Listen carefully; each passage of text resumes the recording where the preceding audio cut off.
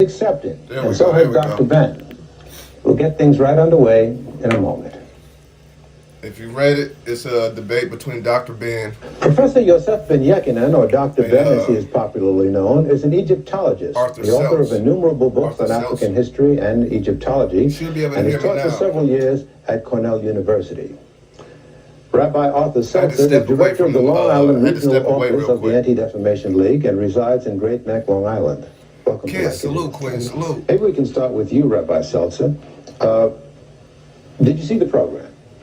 No, I did not see the program, but I have studied the transcripts. Okay. How did you come hit that to like, subscribe, enjoy the this content, chair today? How did that happen since you didn't see the program? You were called by the New York office of the ADL and made aware of the program? Yes, Carol Lister, who originally wrote to you, very much wanted to appear, but because of a conflict of schedule, she asked if I would assume the responsibility of responding in the name of ADL. All right. And that's what brings me here. And she sent you the transcript? Yes, indeed. All right. What are your problems with the comments that were made by Dr. Ben in the program?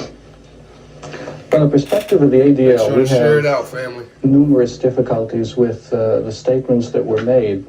And I suspect we'll have an opportunity as the program goes on to discuss specifics. But in an overall general sense, as we study the transcript, Dr. Ben's remarks were full of clearly factual errors, but the kind of errors which were not just matters of detail, this is a debate, but were matters that you couldn't tell, would lead one so down the path of the charge of dual loyalty, which, as Carol Lister indicated in her letter, has been a classic charge of the anti-Semite throughout the generations. The statement that appears in the transcript that was made by Dr. Ben, that a Jewish child makes a statement of allegiance to Israel and makes a statement of allegiance greater than even to his Americanism, is so patently false and outrageous as to make one wonder why such a statement would be made. I must tell you that before joining the staff of the Anti-Defamation League, I served as a congregational pulpit rabbi for 9 years and officiated at countless numbers of bar and bat mitzvahs in my congregations. And I must tell you that never have I heard a more inaccurate statement as to what goes on. The transcript indicates that a Jewish child commits himself that there shall never be another Holocaust, takes upon himself political obligations, takes upon himself the responsibility to fight for the state of Israel. The reality is that in the Jewish tradition, bar mitzvah means a son of the commandments.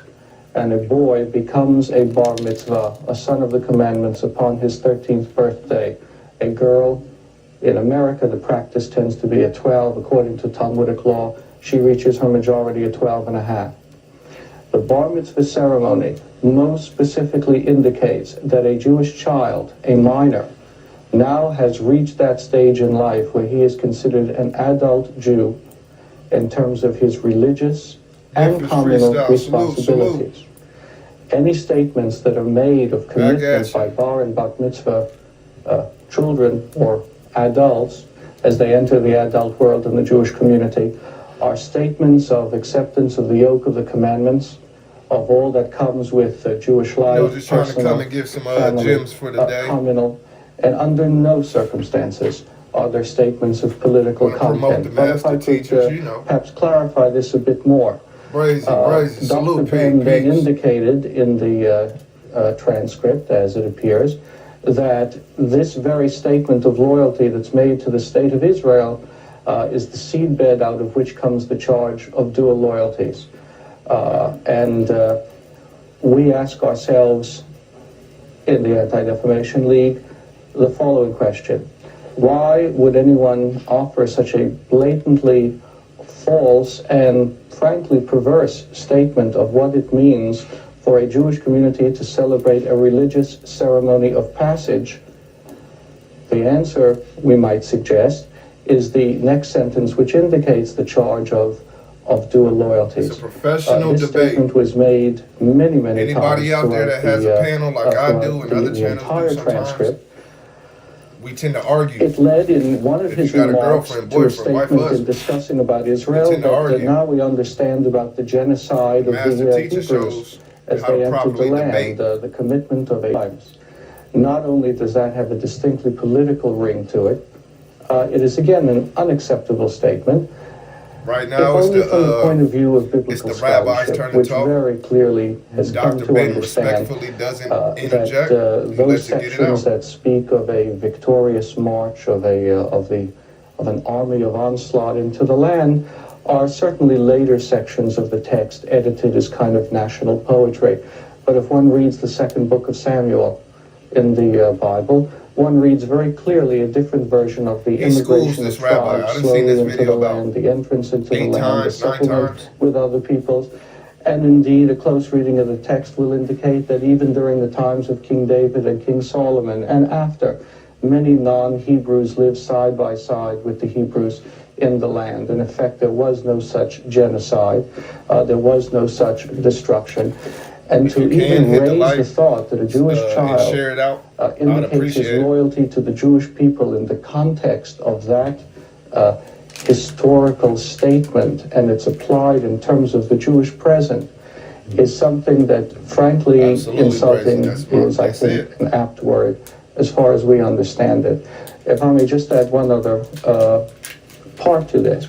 The transcript would indicate that Dr. Ben, in his concern for the need in the black community for cultural and ideological structures and unity, which is obviously a laudable and praiseworthy goal, they throw shots at each other, proceeds to redefine Jewish history and biblical history in a way which may be conducive to his political view, but does violence to history.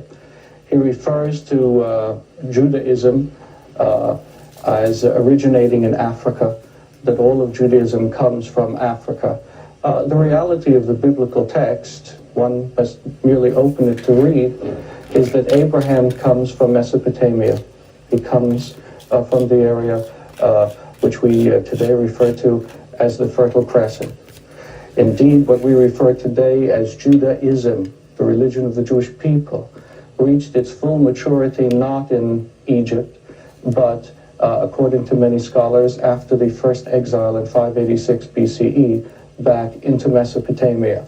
Just wait till the master teacher to rewrite talk. History of other people in order to create a cultural superstructure for oneself does neither justice to the one whose history is being rewritten, nor the one who pursues the worthy goal of cultural structures. And therefore, to tie it up, we find most disturbing the factual mistakes that are replete in this transcript. Problem with the rabbi compelling is his historical evidence is the Bible. Dual loyalty, no other source. Genocidal, militaristic implications of the state. Genocidal, you say? In the reference to the biblical genocide, so it appears in the transcript, that is the term that's used, of the children of Israel as they entered the land. I would certainly not subscribe to such a term. The very fact that it does appear attributed to Dr. Ben in the text, we find to be absolutely, again, insulting and unacceptable. All right, Dr. Ben, what is your response?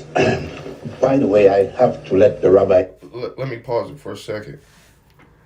Did you take note on how you handle yourself during the debate, during the disagreement? You don't got to interject with your emotions and your opinions. You take a minute, let them talk, and you write down, take quick note of what you disagree with and what you can prove, and you allow them to talk. I'm a part of different panels. You know, I might pop up on different panels here and there. And there's been plenty of times where it's so many people on a panel, we tend to talk over each other, interrupt each other. You know, there's a certain rhythm to it. And so my point of these debates that I do show is to show, you know, folks who are part of panels or who just argue with motherfuckers, you know, there's a proper way to do it. And this is something that I learned a long time ago. Just allow a person to speak. Learn how to be quiet. Take note, even if it's a mental note of disagreements. That doesn't mean just jump in and, you know, try to over-talk them because you can. No, just let them bury themselves for the most part. And then you go. As you noticed, Dr. Ben didn't interject with any disagreements yet. He waited till his turn. And so, I just wanted to take note of these things, little things. A Jew as he is, born of a Jewish mother, a Yemenite grandmother, a Yemenite Puerto mother, This is Dr. Ben Hebrew, speaking now. Father, Beta Israel, by the way, they call us Falasha for whatever their reasons. Thus I am as much a Jew as the rabbi or the grand rabbi in Israel, as any of the grand rabbis in Israel.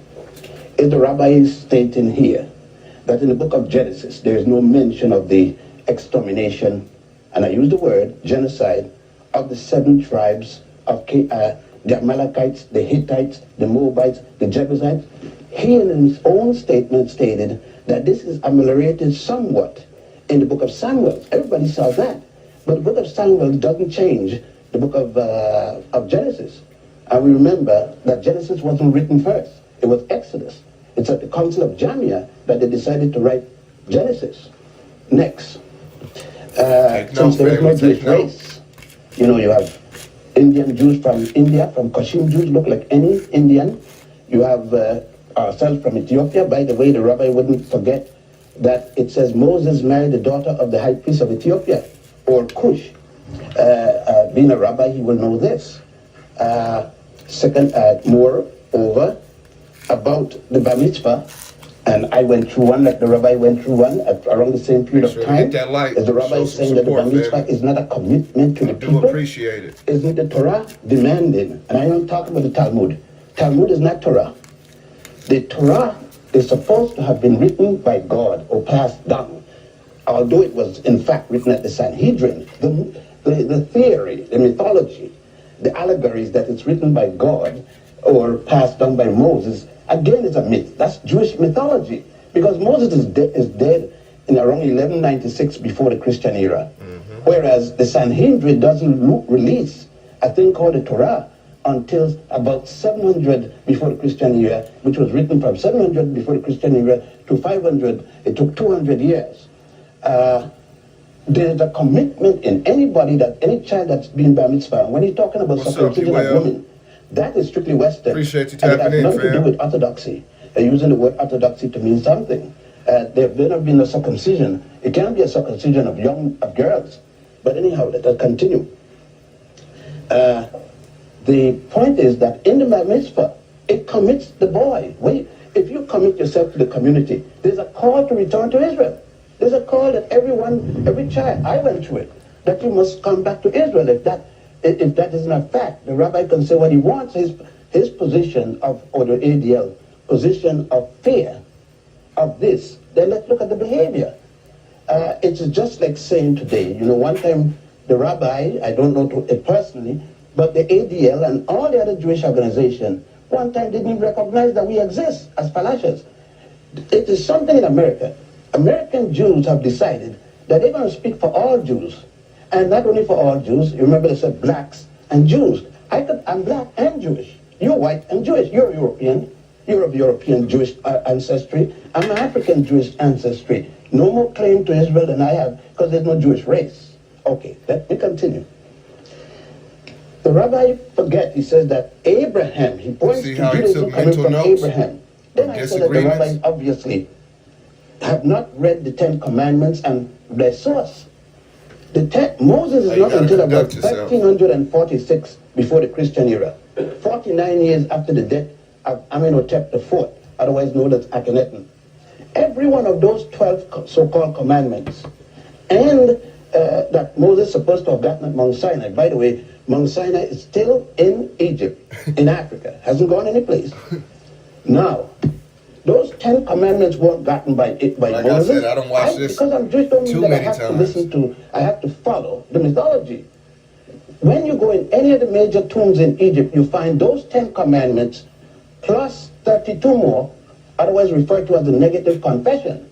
Am I to believe that Moses was born in Mizraim, Egypt, about 1346 before the Christian era, went to school there, become a priest, at age 85 or around there, decided that somebody mistreated his people, and that in every school in Egypt, you had to recite the negative confession, 42 laws, of which they said, I have not killed man or woman, I have not stolen this, I have not, every one of the so-called 10 commandments is already stated that Moses didn't Let's say. enjoy this information. To tell me, where does it show that Abraham taught any of this?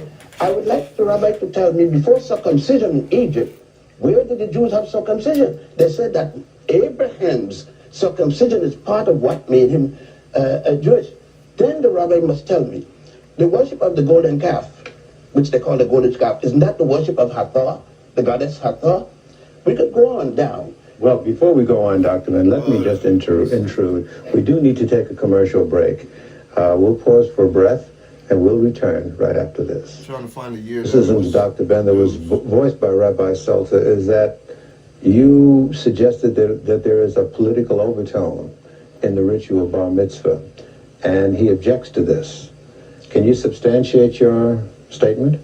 Gil, if you went to any bar mitzvah, there's a lecture after the young man and before the young man. There's a lecture of the young man's commitment. It is a lecture in my commitment. Don't quote me on this, but I believe this was early 90s. The rabbi is sitting here and telling me that the rabbi doesn't get up and get a lecture about the bar mitzvah, and the youngster doesn't pick out a section of the Torah to read, and that the youngster doesn't get up there and make a commitment to the Jewish community, then I don't know what form of Judaism. I don't know if he's Reform, Reconstructionist, Conservative, or Orthodox, or whatever else there may be. But it would be rare to me not to go to a bar mitzvah and not hear the rabbi mentioning the commitment to the Jewish people and to Israel. If in fact that rabbi is, unless the rabbi is anti-Israel. Right. Yes, I think there are a number of things that must be made clear, and the level of misstatements in this are also quite clear. You just repeated, as appeared in the transcript, the statement that the bar mitzvah boy picks out his selection for the morning. But it's rather common knowledge and Jewish practice of centuries that there is a set cycle of the reading of the Torah and the Haftorah, and bar mitzvah children under no circumstances are in a position to pick and choose their Torah portions. Their portions are part of the set calendar prescription of which portions of the Torah progressively are to be read on a given Shabbat, a Saturday morning. So that even on this factual level, there's a disturbing lack of accuracy in the presentation. European Jews don't run Judaism. You don't make Judaism. Among the Palashas, among the Jews from Kashim Jews, we pick. You see, Judaism will run by you. You don't set the standard for Judaism. So now we're in the process of a double standard of selection. You have indicated in your transcript that this is what occurs in American synagogues by indicating that the Jewish children make this statement of loyalty to Israel. Yet when I clarify your misstatement about how Torah readings are selected, you tell me, well, there are other practices aside from the practice here, which may indeed be true. One example being the triennial cycle of the reading of the Torah.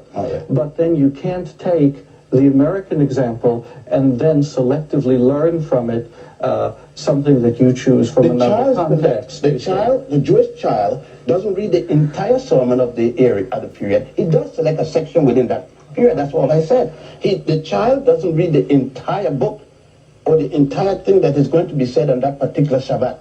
The child has a section within it he reads. And within the prescripted calendar structure.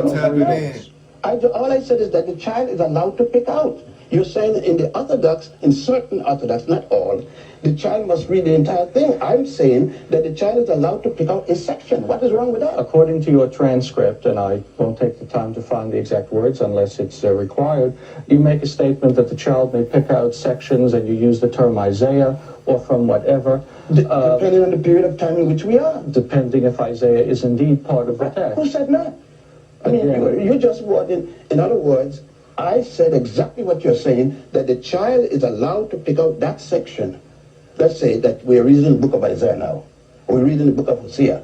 The child is allowed to pick out of Isaiah a certain section, or the child is allowed in Hosea if we are reading at that particular time. Because all the children don't make bar mitzvah in the same month and at the same time. One should be clear, however, that that's partially accurate, because part liturgically of what a child is expected to read or participate in, if possible, is the reading from the Torah itself. Indeed, the reading from the Haftorah is a significantly later development, precisely because if a child is a bar mitzvah, is a son of the commandments, then one of his first public possible acts is, however, go on to what I think. Wait, let's settle this before we move on, and then All I'll right, be happy because to let there were you... some other points Oh, yes, that I think we're going to try to should get be into all of mentioned. that. Your response, Dr. Ben. The point is, everyone I stated is adulthood. The question is not when does he do this, if he's a man or a child, because assume, I already stated, the Torah would be similar in essence to the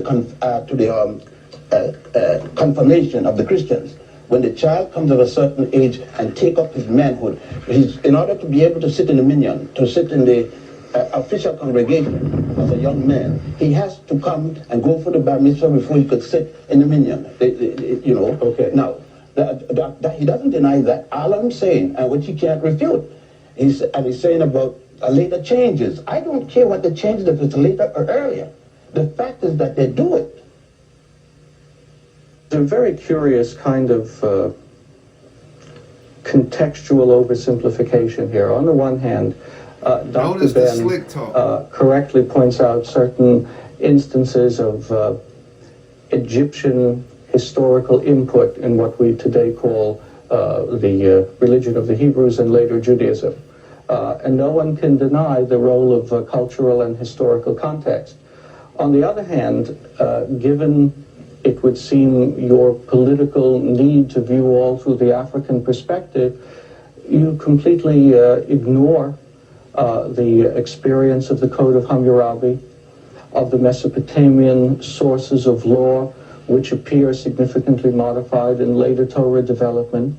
What I'm suggesting is that, on the one hand, it is a strange scholarly position to argue that historical context must be accounted for in the development of Judaism, which I would accept, and then argue, however, that only that political context, which is useful to your present political view, is to be noted and is acceptable.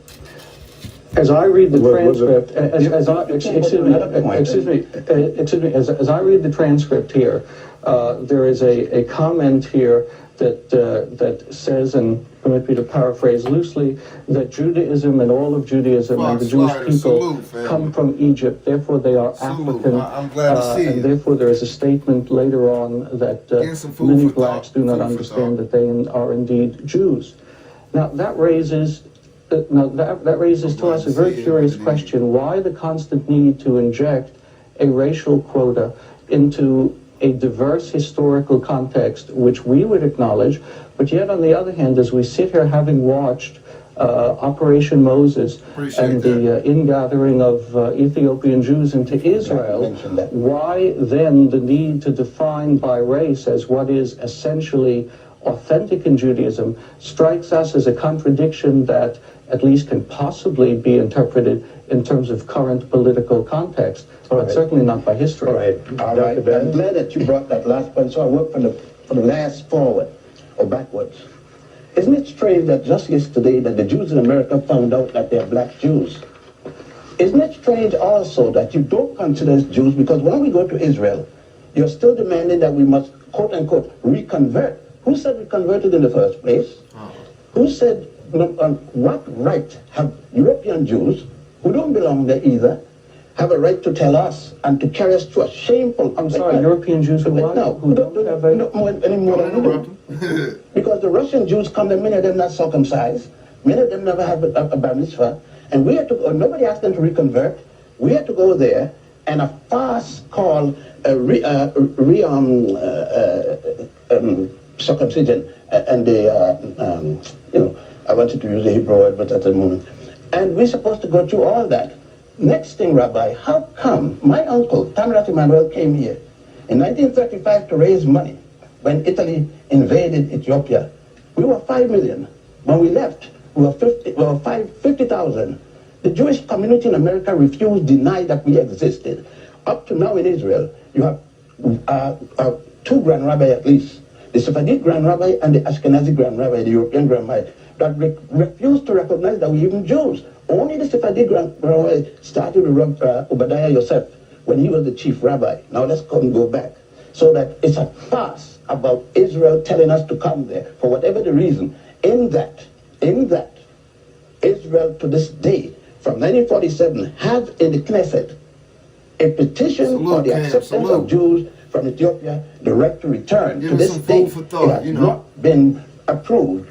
It has still been tabled every year. Now, appreciate you guys. You try to show the liberality of white American Jews when it doesn't exist. It doesn't exist at all. Because if you're saying that you're bringing us back, then we should go back as Jews, not as something that you're going to make us over there. Who gives you the authority to say who is a Jew and who isn't a Jew? You talk about my desire you got here, for the though. That's all that matters. aristocracy, my political sense. Well, it was obvious that no one questions European Jews. Am I to believe that European Jews don't have a white politics here? We have when Dr. blacks move into the white a Jewish neighborhood, white Jewish neighborhood, doesn't the white Jew move like the white Christian? I mean, doesn't the white Jew have white flight to the suburb? No. So, as a Jew, are you saying that I should behave as a Jew? Period. In the United States, that means white Jew. In the United States, and run from the blacks. When I come here, my acceptance in Judaism isn't the same as when you come. When you come, if you came as a white Jew, and the white Jews, and you deal with whites. Now I'm a black Jew, isolated from Judaism by virtue of that because of my blackness. When I go into a synagogue, most synagogue I go into, the first thing they tell me, and I have to have a Jew. When you become Jew, did your parents convert? When? You don't ask a white person walk into the synagogue and say that. Go back about the Jews learning a Hammurabi Code. When you talk about Hammurabi Code, you're talking about 2000 BC, just the other day, historically speaking.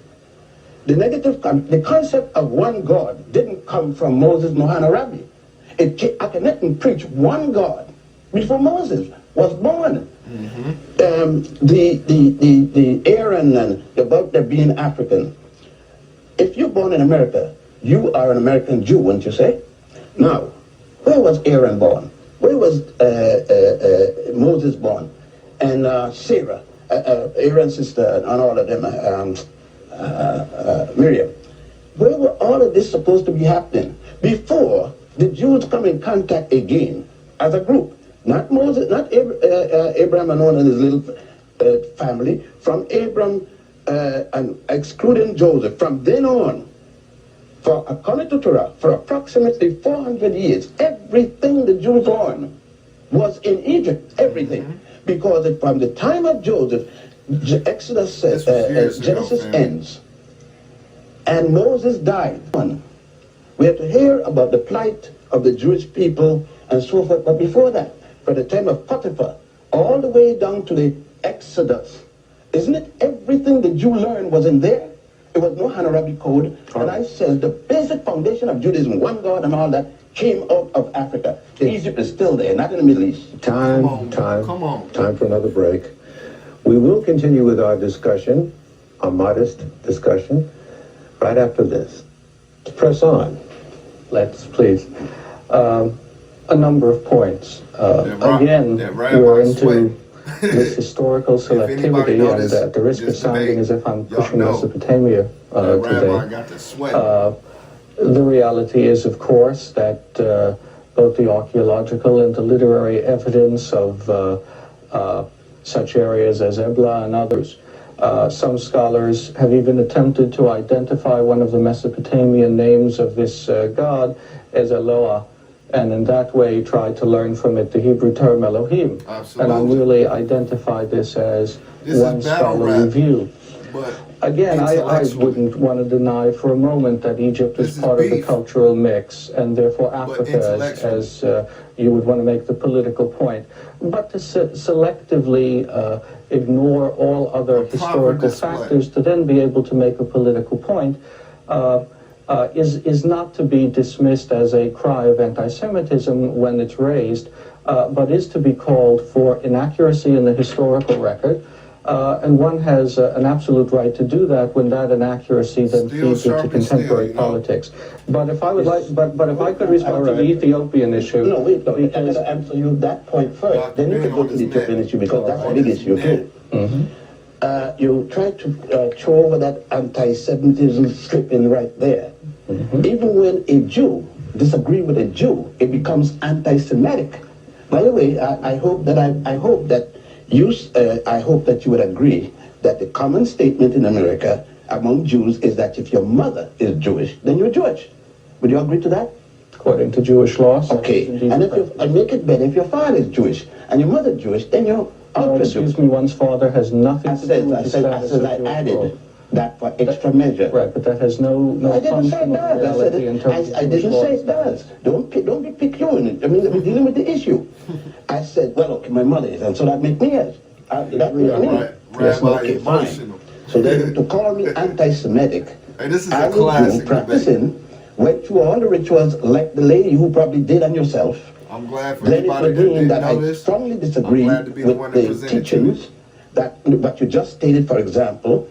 Then I said to you, using the Torah itself, on the statement of the Torah that Abraham came from the city of Ur in the nation of Chaldea, which was at the time, since we're using the history, ruled by Africans, a joint army that went all the way to India. Now you said scholars. There's only one scholar that made that remark that I know of, and that's the one from the Stern Institute over there on Lexington Avenue. The gentleman in the thumbnail, that's who we're listening to. That's there may be continuation of those scholars coming out of European context.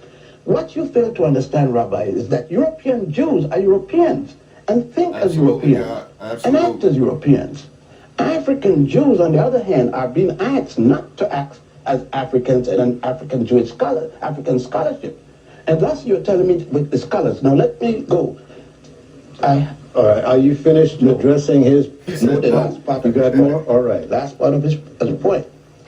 The period of time in which we're speaking, and unfortunately Torah doesn't give dates, but the period of time in which we're talking about Avram or Abraham isn't born until around 1775 BCE, before the Christian era. That would put him around the 13th century, 13th dynasty, Egyptian 13th dynasty, Ethiopian 13th, the dynasty of the Nile Valley as a whole, because it's not only Egypt. That's what I like hearing, I'm not gonna lie. A culture that goes way back, because the ancient Egyptians themselves said, we came from the beginning of the Nile where God happy dwell. All of those things. For instance, look, Rabbi, the myth that the Jews built the pyramids. You know that's a myth.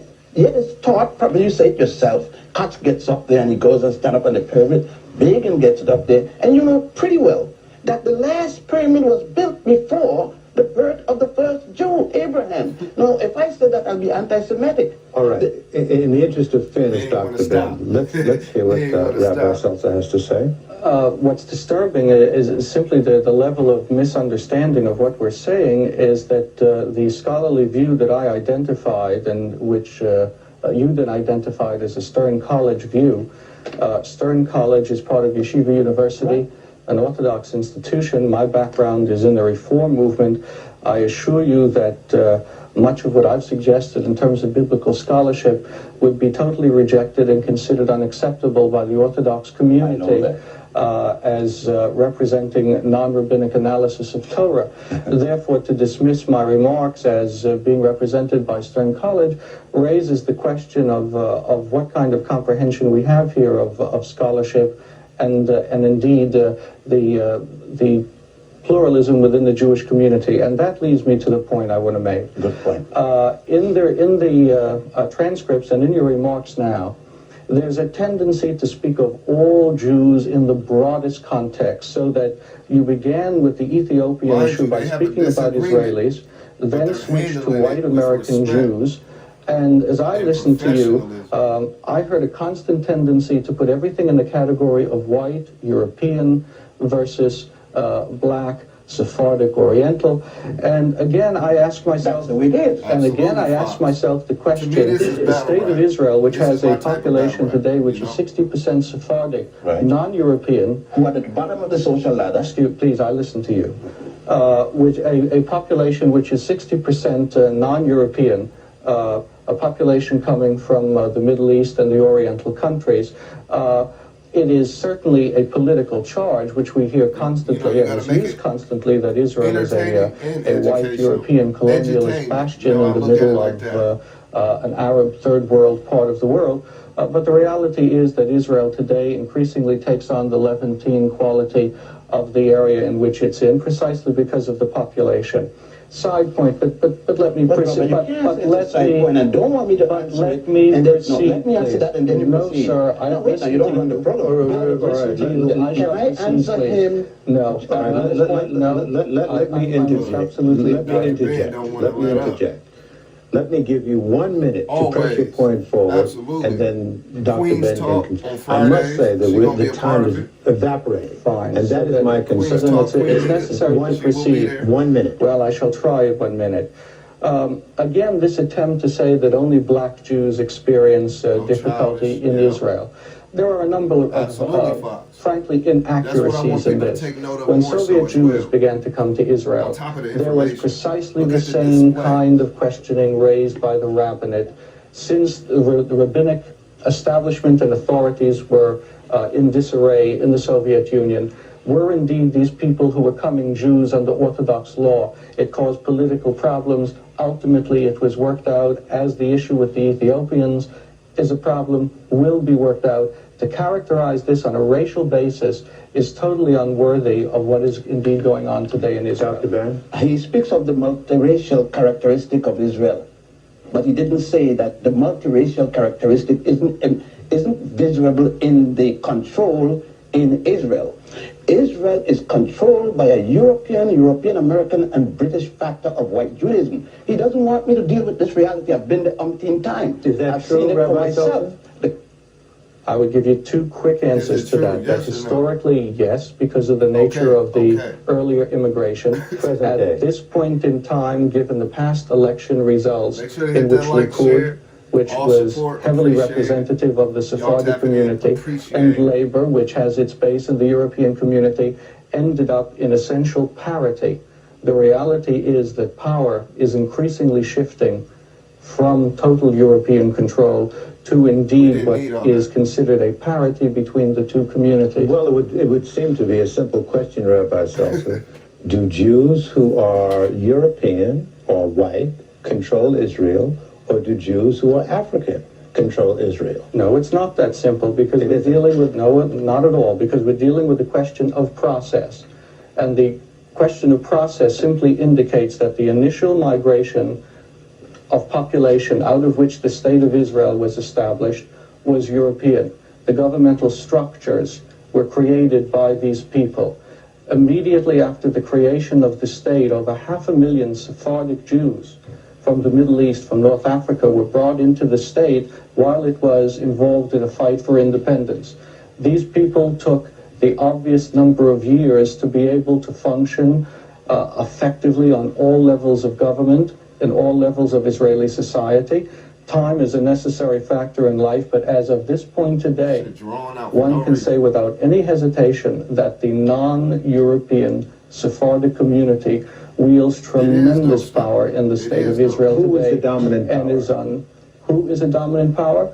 Again, I would indicate that by the last election, in which both Likud and Labour ended up in what is essentially a dead heat, one can learn from this that there is no one group in power anymore. Dr. Ben? The rabbi is saying to me that if I went to Israel or you went to Israel, that most of the people in government, the ambassadors traveling all over, are not European American and British Jews. Am I to believe that that's what he's saying, that there's an equal division of power? I can't think that the rabbi will stay there and say this and give this kind of a evasive answer to the question. The European and European American and British Jews still dominate the politics of Israel. Still dominate. You know that saying, mama's baby, daddy's maybe. I dig it. Of Israel. And is he saying to me that these people are not welcome? My point to him is, regardless of what rabbis may have said, did they demand that the Jews from Russia go through a new halakha? Do they reconversion? Do they demand a brisk, a brisk circumcision? Such were the demands, such were exactly. It's a very important one. Just as politically, the intent of... Hold on. My shit just jumped up. Y'all can hear me, right? Reconnected. Okay, cool. Back to it. Demands, such were exactly the demands. Was it carried through? And just as, and the parallel is a very important one, just as politically, the intent of the Orthodox, let me finish please, just as politically, the intent of the Orthodox rabbinic establishment could not be considered acceptable, and these demands were ultimately dropped with Soviet Jews, so one finds that as the Ethiopian Jewish community grows, the rabbinate itself has been forced to back down, and I think it is a very clear statement that most Israeli opinion would accept that is not true, because up to now... Wait a minute now. I got to cut for a commercial break. All right. I know you're hot, both hot. Hot program. Hey, this is the last segment you can't run over, and I'm going to chop you if you do. We can't resolve your philosophical, your political, your historical, your ideological differences clearly this hour. But maybe we can address ourselves to tone and intent. Obviously, the letter that was written by the ADL objects to the tone and suggests that there may be some premeditated, sinister, injurious intent to Dr. Ben's remark for political reasons. And perhaps you can clarify that, and perhaps Dr. Ben can rebut and answer, and maybe perhaps we can clarify and heal this rift. As we read the transcript and as we discussed today, we see much in your remarks that is reflected in third world political statements in the UN, in other forum.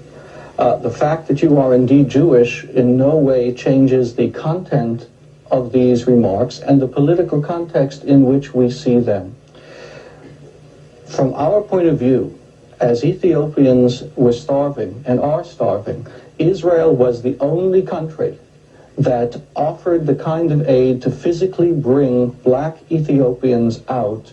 And indeed, it's the only example of a nation of Caucasians, to use the term that appears frequently here, of bringing in whites, bringing blacks in dignity as citizens.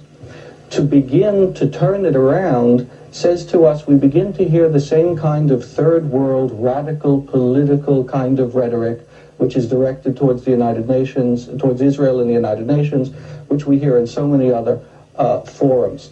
This is what we respond to, this willingness to identify Jews and Judaism with colonialism, whites, repression, and having read some of your other material in addition to this, I must say that it's a theme that strikes me as pervasive and something that we find unacceptable in a public forum. All right. Number one, you spoke very much about generalized statement. You just said that the Ethiopians are starving and you're bringing out. Isn't it the fact that you're talking about only, Ethiopia has about 40 million people. You're talking about 5 miles from the border with Sudan in south, where the starvation situation developed. Isn't it also a fact that the Palestinians, the Ethiopians will better Israel, our people were not particularly at that spot? Isn't it a fact that the same United Nations you call on found that many of our community was ready to bring people out? And you talk about the Iranian nation to help. Isn't it also a fact that there are almost every nation in the world in Ethiopia giving assistance to people who are hungry on the northern borders of Ethiopia? Are you suggesting that it would have been better for Israel to, in no sense, save black lives? Is this what you're suggesting? Now, you talk about this. No. If Israel had bring them, I was saving us for the reason that you indicated, or tried to indicate, yes. Well, how is it that all of a sudden that we are saved, but we wind up in the army and we die from starvation? We wind up in people's house cleaning, and you know, Falasha never let their women. This is one thing against our principle, to work as domestic in anybody's house. We're doing that now. Why didn't you mention the 4 Falashas last 3 weeks ago that committed suicide over this? in Israel? Why didn't you mention the protest between Israel? Why didn't you mention the dialogue between Israel and Ethiopia, that the Palestinians that they want to go back to Ethiopia, and there's a dialogue about and the Ethiopian government say you took them, bring them back. So why the didn't you saving mention of lives by the state of Israel of Jews is another example of racism, according to you. If you could say it that way, okay. But if you get cheap labor, you don't have to worry about the lives. That is the purpose in which the state of Israel brought the Ethiopian community for cheap labor. That is unworthy of a public statement. Okay, it is. But when we were dying from Mussolini extermination, it is typical of the behavior of European American Jews. You don't want me to say that. Rabbi, you probably live in a racist society yourself. I couldn't probably walk in tonight.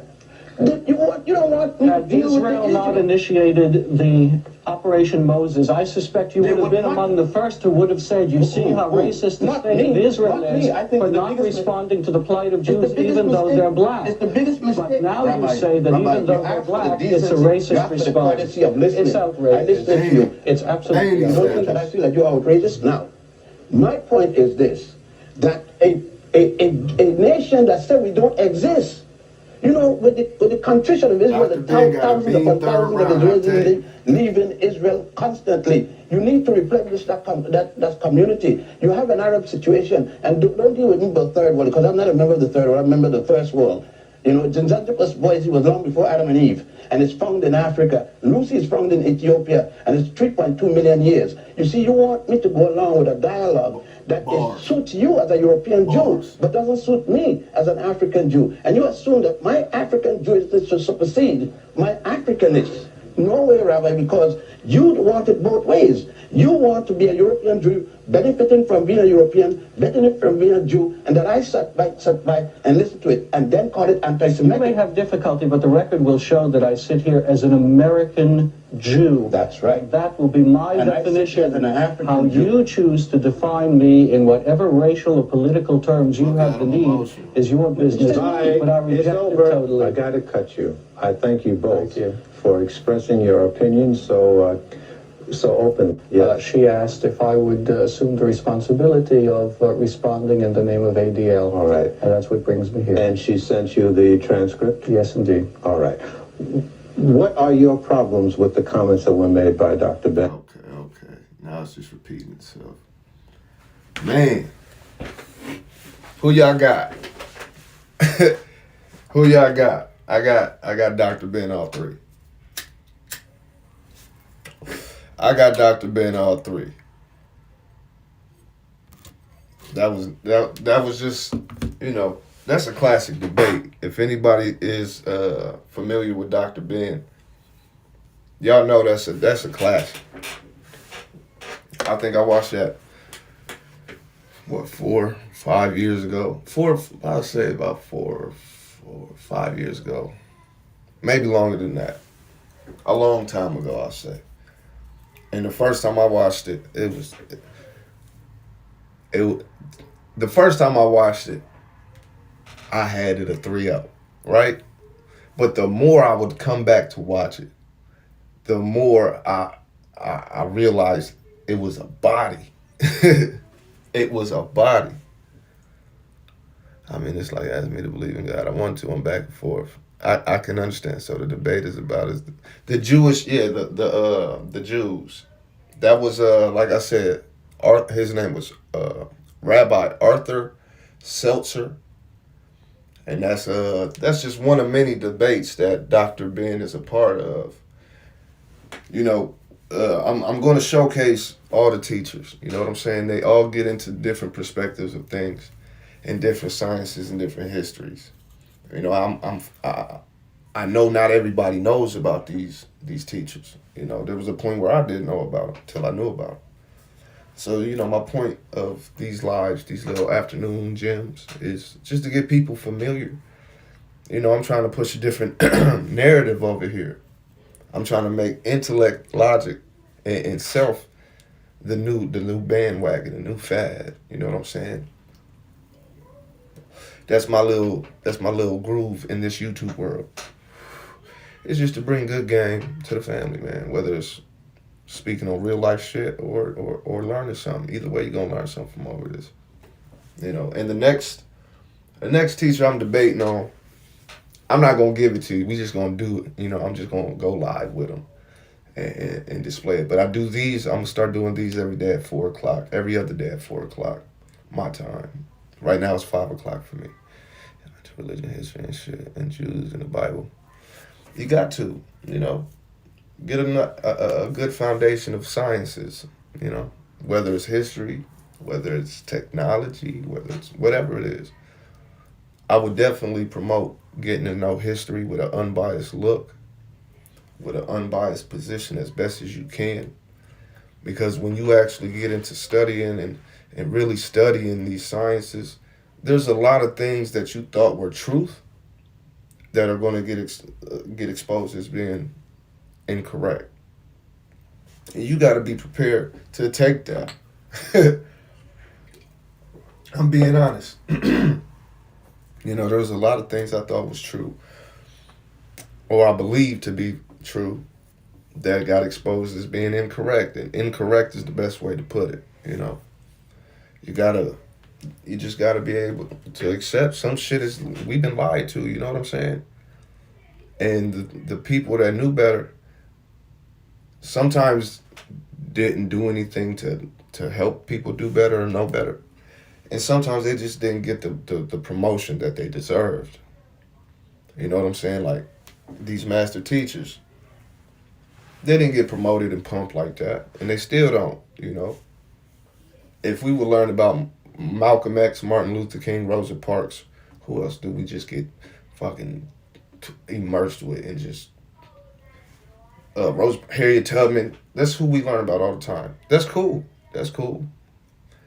But what if at the same time, in the same breath, we was taught about Dr. Ben, Francis Cress Wilson, Ashraf Kwazis, you know, in the same breath.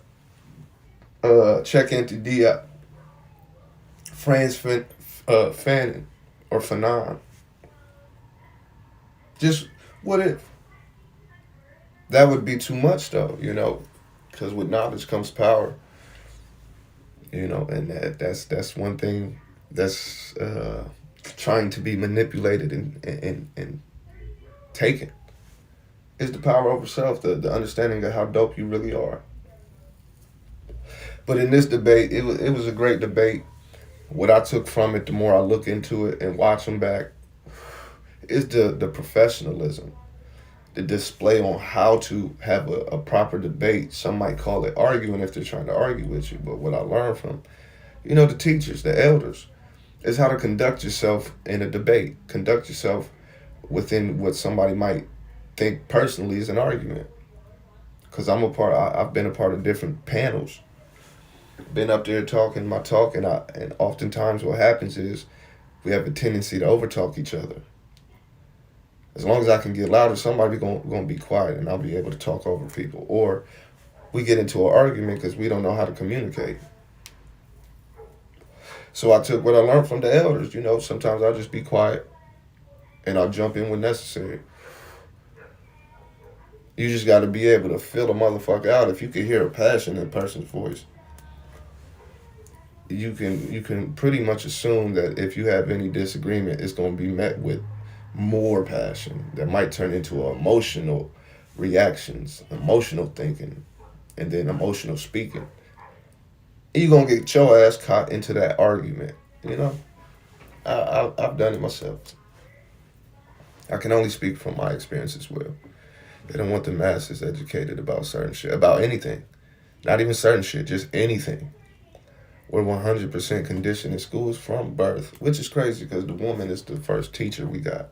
So if I can get rid of the man and manipulate the woman, I got everything she births. You're going to get your few. You're going to get your nice portion of, you know, gifted kids that become intelligent adults. And you're not always going to have a zombified mommy as well. But as long as I can control the mind, I can control the body. As long as I can control the minds, plural, I can control the bodies or the peoples. And that's the game. Spoon feed you what we want. A little bit of bad, a lot of bit of bad, a little bit of good, a lot of bad, and a little good. You know, and it's just the game. It's just the game. It is what it is. It's one of those situations where it's the game.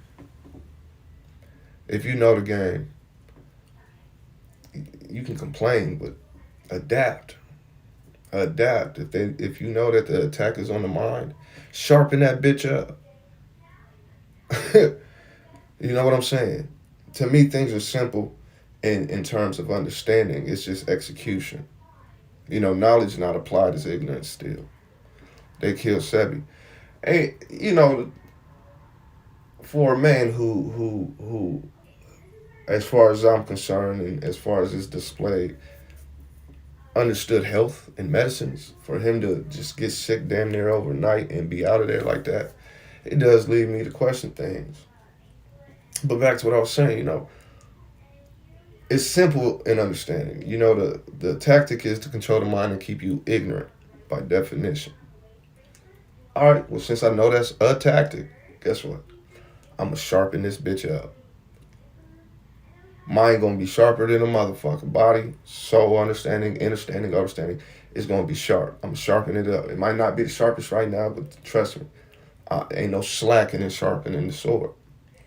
All right, cool. If I know influence is a part of manipulation, then I'm watching for what type of influence this motherfucker got. Okay, so now I'm on social media. I see everybody got a Facebook, Instagram, YouTube, Twitter, Snapchats, back pages, plenty of fishes, motherfucking, all that shit. But on there, you can be whoever you want. And also, depending on the platform, you have a major influence, whether it's to build or destroy. That's the question. So I know that influence is a part of manipulation. So I know I had over here positivity, intelligence, self-love, self-understanding, progress, understanding even slow progress is still progress. You know? And with that being said, family, I'm about to shake the premises. I appreciate y'all tapping in. I love those who love me. I appreciate those who appreciate me. And I'm out. See you later.